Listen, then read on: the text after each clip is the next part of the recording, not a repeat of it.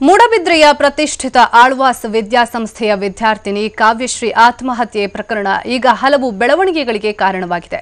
ಮಂಗಳೂರಿನಲ್ಲಿ ಕಾವ್ಯಶ್ರೀ ಪೋಷಕರು ಪತ್ರಿಕಾಗೋಷ್ಠಿಯನ್ನ ನಡೆಸಿ ತಮ್ಮ ಮಗಳ ಸಾವಿಗೆ ನ್ಯಾಯ ಸಿಗುವವರೆಗೂ ಹೋರಾಟವನ್ನ ಮಾಡ್ತೇವೆ ಅಂತ ಪಟ್ಟು ಹಿಡಿದಿದ್ದಾರೆ. ನಾಳೆ ಮಂಗಳೂರಿನಲ್ಲಿ ಬೃಹತ್ ಪ್ರತಿಭಟನೆ ನಡೆಸಲು ಕೆಲವು ಸಂಘಟನೆಗಳು ಕೂಡ ಸಜ್ಜಾಗಿವೆ. ಇನ್ನೊಂದೆಡೆ ಆಳ್ವಾಸ್ ಶಿಕ್ಷಣ ಸಂಸ್ಥೆಯ ಪರವಾಗಿ ಕೆಲ ಸಂಘಟನೆಗಳು ಮತ್ತು ಆಳ್ವಾಸ್ ಶಿಕ್ಷಣ ಸಂಸ್ಥೆಯ ಹಳೆಯ ವಿದ್ಯಾರ್ಥಿಗಳು ಪ್ರತಿಭಟನೆ ಮಾಡಲಿದ್ದಾರಂತೆ. ಕಾವ್ಯಶ್ರೀಯದ್ದು ಆತ್ಮಹತ್ಯೆಯಲ್ಲ, ಆಳ್ವಾಸ್ ಶಿಕ್ಷಣ ಸಂಸ್ಥೆ ಕೊಂದಿದೆ ಅಂತ ಕೆಲ ಸಂಘಟನೆಗಳು ಆರೋಪವನ್ನ ಮಾಡ್ತಾ ಇವೆ. ಆದರೆ ಸ್ವತಃ ಆಳ್ವಾಸ್ ಸಮೂಹ ಶಿಕ್ಷಣ ಸಂಸ್ಥೆಗಳ ಅಧ್ಯಕ್ಷ ಮೋಹನ್ ಆಳ್ವಾ ಕೂಡ ನನಗೂ ನ್ಯಾಯ ಬೇಕು, ಈ ಸಾವನ್ನ ಮುಂದಿಟ್ಕೊಂಡು ನನ್ನ ಹಾಗೂ ಆಳ್ವಾಸ್ ಶಿಕ್ಷಣ ಸಂಸ್ಥೆಯನ್ನ ಮುಗಿಸಲು ಹೊರಟಿದ್ದಾರೆ ಅಂತ ಹೇಳಿದ್ದಾರೆ.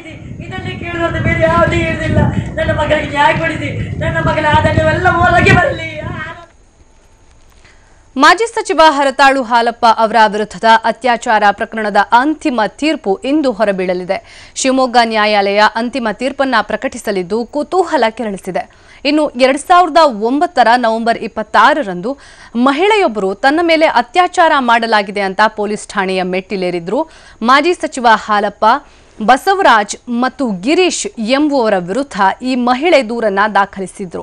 ಈ ಹಿನ್ನೆಲೆಯಲ್ಲಿ ಪೊಲೀಸರು ಈ ಮೂವರ ವಿರುದ್ಧ ಸೆಕ್ಷನ್ 376, 342, 506, 341 ಮತ್ತು 34ರ ಅಡಿಯಲ್ಲಿ ಪ್ರಕರಣವನ್ನ ದಾಖಲಿಸಿಕೊಂಡು ತನಿಖೆಯನ್ನ ಮುಂದುವರೆಸಿದ್ರು. ಬಳಿಕ ವಿಚಾರಣೆಯನ್ನ ಕೈಗೆತ್ತಿಕೊಂಡ ಕೋರ್ಟ್ ಎಲ್ಲಾ ಸಾಕ್ಷಿಗಳ ವಿಚಾರಣೆಯನ್ನ ಮಾಡಿ ಇಂದು ಅಂತಿಮ ತೀರ್ಪನ್ನ ಪ್ರಕಟಿಸಲಿದೆ.